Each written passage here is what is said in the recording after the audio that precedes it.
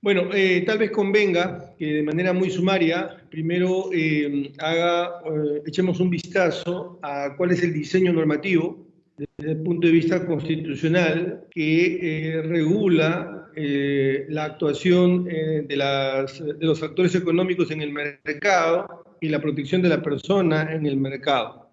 Como todos ustedes saben, señores congresistas, el modelo económico que tenemos alojado en la Constitución es la economía social de mercado. Pero creo que es importante que recordemos que todas estas son construcciones de carácter jurídico-político, es decir, cuando hablamos de, por ejemplo, libertad de precios, cuando hablamos de libertad de empresa, cuando hablamos de la libertad de contratación, todas estas son construcciones. No es que sean situaciones naturales. De hecho, el derecho en su conjunto es una construcción. Pero lo que no hemos construido, lo que no hemos inventado, es a la persona, al ciudadano, en el mercado cuando actúa en el mercado. A esta persona, en el derecho de mercado, se le conoce como consumidor. Y por eso me parece extraordinariamente importante que este tema sea abordado en el Congreso y en especial y particularmente en la Comisión de Protección al Consumidor. Creo que esto que estoy diciendo es muy relevante que se tome en cuenta porque al final del día todas estas construcciones tienen que ser reguladas de acuerdo a determinadas realidades y de acuerdo a determinadas circunstancias. La clave de bóveda para entender la Constitución en su capítulo económico es, sin ninguna duda, el artículo 65 de la Constitución. El artículo 65, en resumen, no es otra cosa que la protección de la persona en el mercado. Literalmente, más o menos dice, el Estado protege al consumidor. No dice, por si acaso no dice, el Estado podrá proteger. No dice, el Estado los trata de una manera, digamos, lineal a todos los actores en el mercado. La Constitución dice, con un verbo mandatorio, dice, el Estado deberá proteger al consumidor.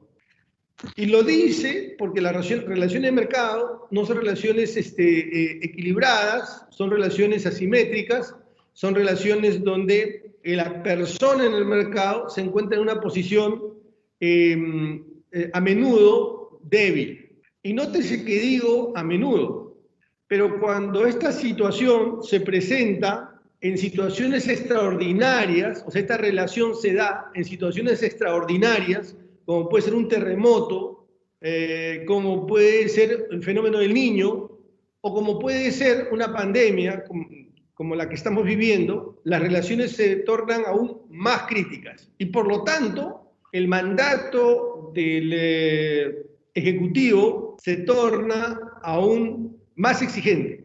Es verdad, que duda cabe, no solamente en el Perú, sino en el mundo, que en situaciones de emergencia, terremotos, como ya dije, en este caso pandemias, es cierto que los precios van escalando, van subiendo, y por distintas razones. Basta echarle un vistazo al precio que han tenido en su momento las mascarillas, o los guantes, o el propio oxígeno,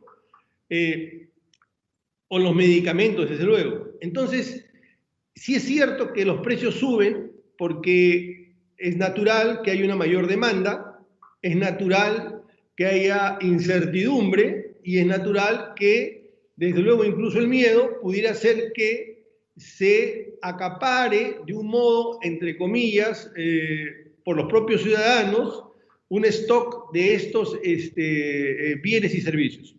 Sin embargo, concurrentemente también existen prácticas abusivas de acaparamiento y especulación, que se generan, esta escasez se genera con un propósito que colisiona la buena fe del mercado. Son incrementos, o se impulsan incrementos de precios de una manera artificialmente. Y esta conducta de estos actores esta conducta reñida con las buenas prácticas de mercado, estas conductas que quiebran o rompen la buena fe del mercado, lo que hacen es afectar de una manera severa uno de los derechos más importantes, que es el derecho a la salud. Incluso puede llegar a comprometer el derecho a la vida. El derecho a la salud, permítame que me estacione unos segundos en este derecho, porque creo que vale la pena recordar, vale la pena subrayar. Este derecho no es solo una entelequia, no es solo un derecho, digamos, con un carácter absolutamente genérico. Es un derecho que tiene contenidos, como por ejemplo el acceso a la tecnología médica. Es decir, cuando a un paciente lo atienden, no se cumple el derecho a la salud si la tecnología o la práctica médica que se le brinda no es la, digamos, de la última generación debidamente garantizada o protocolizada. O, por ejemplo, el derecho a la atención oportuna. O, por ejemplo, el derecho al avance de la medicina y, desde luego, el derecho al medicamento. El derecho al medicamento está en el núcleo duro del mismo derecho a la salud. En consecuencia, estas prácticas a las que me estoy refiriendo afectan de una manera frontal, de una manera directa, al derecho a la salud. Y por eso es que el Estado, y en este punto ingreso al rol del Estado, por eso es que el Estado no puede permanecer indiferente a esta situación, por las dos razones o antecedentes que acabo de referir. La primera es que el diseño normativo constitucional tiene como piedra angular, es decir, se sostiene, es la base y el propósito, la protección de la persona en el mercado, la protección del ciudadano o del consumidor, como se le conoce más comúnmente.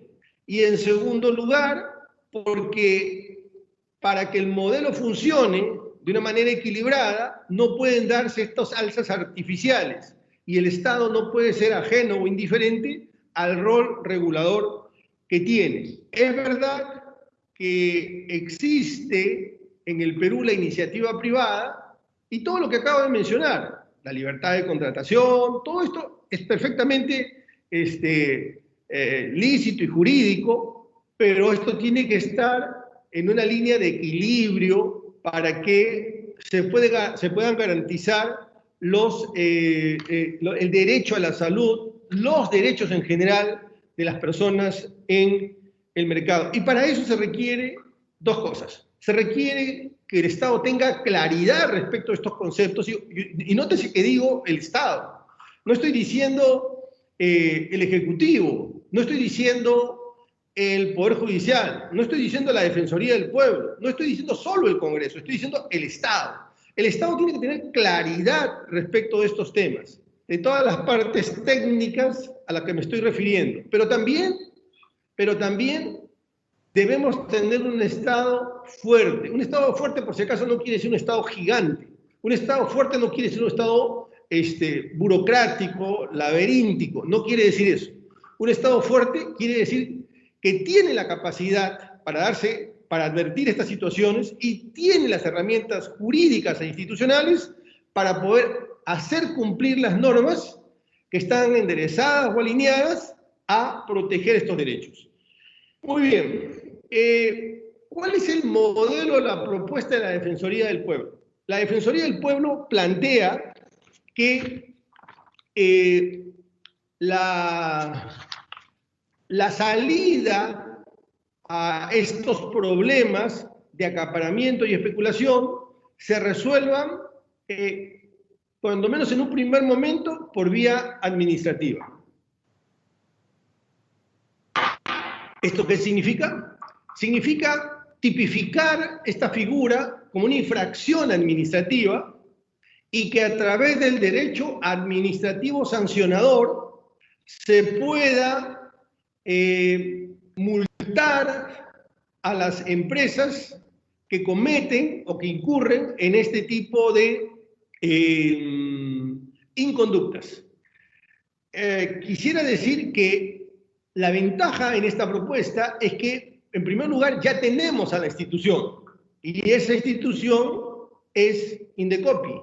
Indecopi es una institución que tiene el expertise, que tiene, digamos, las herramientas técnicas, pero no tiene la competencia. Justamente la competencia jurídica, quiero decir. Justamente la idea de esta norma es poder generar el tipo para que Indecopi tenga la competencia. Pero además, Indecopi ya tiene una expertise, ya tiene una experiencia, como digo, porque existe el procedimiento administrativo sancionador de la Comisión de Protección al Consumidor, que sería el procedimiento que se utilizaría. Adviértase que no habría necesidad de crear una institución, que el procedimiento ya existe. Pero para esto se requiere, como digo, que se tipifique y adicionalmente se requiere que se cuantifique, digamos, cómo se sancionarían estas inconductas administrativas. Pero además, algo que es importante y que no debemos perder de vista es que estos procedimientos además son mucho más rápidos. En el Poder Judicial, si esto se criminaliza, podrían demorar tranquilamente 6, 7 u 8 años. De manera que, si queremos, digamos, una respuesta mucho más eficiente, la ruta administrativa nos parece a nosotros una ruta más corta, por varias razones. Entre 6 y 8 meses probablemente puede durar la primera instancia, la segunda instancia probablemente con mucho demoraría unos 14 o 16 meses. Pero la ventaja adicional es que puedan haber medidas cautelares y adicionalmente, si esto se fuera al Poder Judicial, la multa que se impone tendría que abonarse de todas maneras. Es decir, que si la empresa decide litigar en el contencioso, en un contencioso judicial, esto no le resulta una ventaja en la medida en que tendría igual que abonar el monto. Yo hace un momento decía que ya existía experiencia. Sí, Indecopi ha realizado varios procedimientos administrativos sancionadores por las vías que estoy mencionando, cuando ha habido la denominada concertación de precios. Y Indecopi los ha sancionado, los ha multado, y ha habido situaciones donde las empresas que han incurrido en este tipo de inconductas finalmente no han litigado, no han ido al contencioso judicial. ¿Hasta dónde podría llegar la multa? Bueno, la multa podría llegar, en realidad esa es una decisión de ustedes, pero podría llegar desde el punto de vista de la Defensoría más o menos a unos 900 UITs, lo cual significa 4 millones de soles. También nos parece, como les decía, verificamos nosotros que este es un procedimiento más acorde, porque si nosotros miramos qué es lo que están haciendo otros países en el mundo, por ejemplo, en Colombia, desde abril han decidido transitar una ruta parecida a la que está planteando la Defensoría, porque allí se ha creado una comisión que hace un seguimiento de precios. Ojo, no es que determine los precios, sino que hace un seguimiento de precios para determinar qué precios escalan de una manera, digamos, irregular o sospechosa, y en función de ese monitoreo que se hace, es que se inicia un procedimiento administrativo sancionador y eventualmente pueden sancionarlo con multas. En 34 países, en 34 estados de los Estados Unidos, de los 50 estados de los Estados Unidos, en 34 se sanciona la especulación por una vía parecida a la que estamos planteando, porque, como les repito, es una vía mucho más rápida. Pero en última instancia, esto no afecta el denominado nem bis in idem, es decir, no afecta no habría incompatibilidad que si ustedes deciden, esto pudiera tener un curso administrativo, es decir, se pueda sancionar administrativamente, pero también se pueda tipificar. ¿Cómo se hace en Nueva Jersey? Se hace de la siguiente manera: se utiliza en un primer momento el derecho administrativo sancionador, y si una empresa continúa en esa conducta, se tipifica el delito, es decir, va escalando de la sanción administrativa para luego llegar a una sanción. ¿Por qué es importante tener presente esto? Es importante porque no hay que sustraernos del contexto. Estamos en un contexto durísimo, difícil, donde ya mismo el Poder Judicial está agolpado, la propia Fiscalía también está agolpada, es decir, tienen un enorme trabajo. Esto significaría sumar trabajo, sumar tareas a ambas instituciones. Además, y esto lo digo con el mayor de los respetos, no parece muy consistente, no parece muy coherente que si nosotros como Estado estamos empeñados en el deshacinamiento de las cárceles, introduzcamos un tipo penal más en el catálogo de delitos penales. Además, el Código Penal debe tener cerca de 700 artículos, un poco menos, pero ya ha sido modificado más de 800 veces. Y les menciono esto porque las veces que ha sido modificado el Código Penal es más que el número de artículos que tiene. Y sin embargo, no necesariamente la criminalización detiene, arredra, ataja la comisión de delitos. La razón es muy sencilla.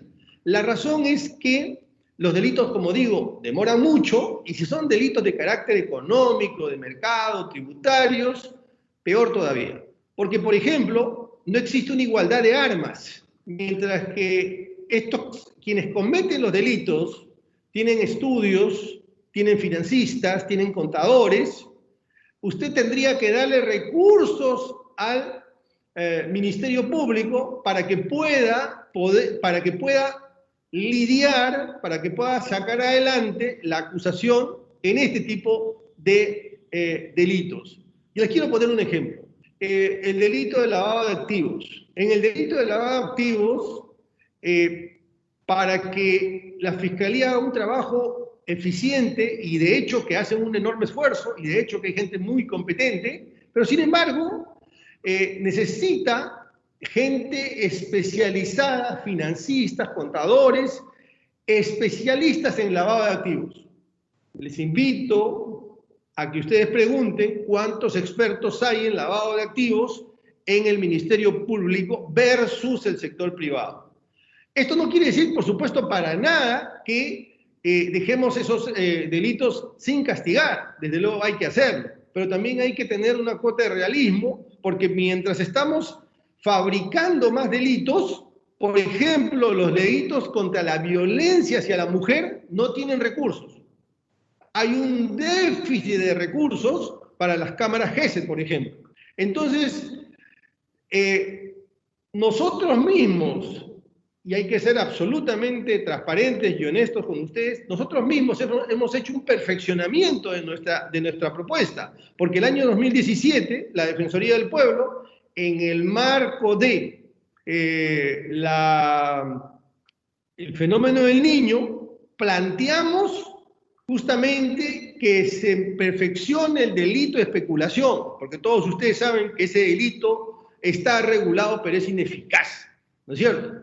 Entonces, nosotros mismos transitamos esa ruta, pero hemos advertido, y hay que tener, uno siempre debe tener una vocación crítica, hemos advertido que la ruta más eficiente, adoptada, transitada por países que tienen algo más de experiencia que nosotros, ha sido esta, es decir, la vía administrativa, y han ido escalando, si esas conductas son persistentes, insidiosas, perniciosas, llegan a convertirse en delito. De modo que se compagina, de modo que se combina la parte administrativa con la parte penal.